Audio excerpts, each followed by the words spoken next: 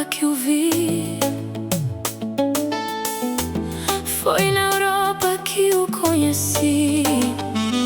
Ele disse que vem de Cabo Verde, 10 ilhas no meio do oceano, vários sotaques, ritmo e cultura. Falou de Funaná, batuque e coladeira.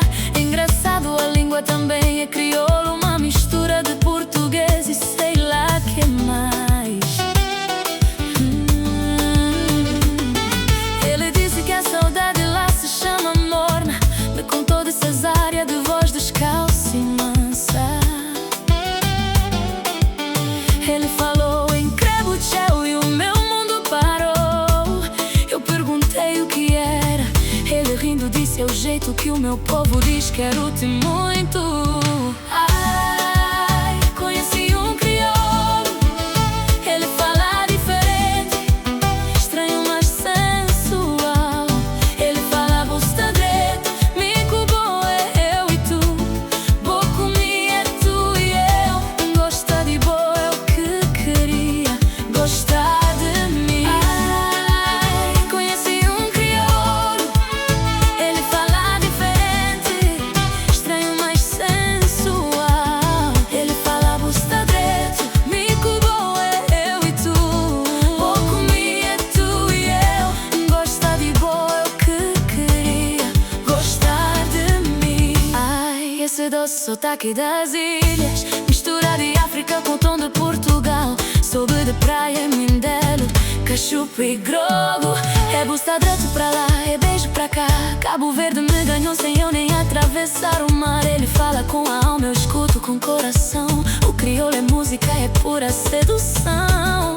É a força de um povo em toda a sua essência. Amigo bom, ele insiste em dizer e eu já vou treinando pra não esquecer. Vou comigo no compasso da coladeira.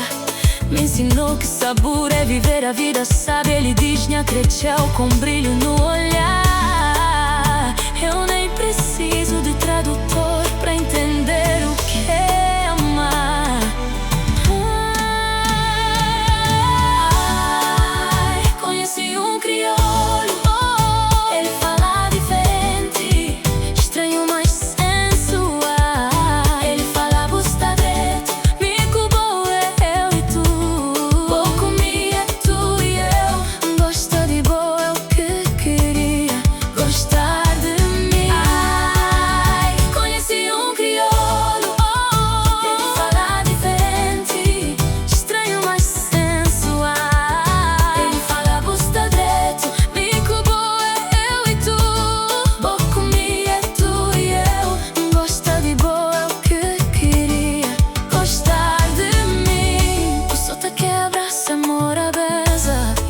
Agora sei muito mais. Cabo Verde em mim, em cada som, em cada letra. Me rendi a essa alma de poeta. Eu buscava um mundo e o crioulo me encantou. O homem das 10 ilhas.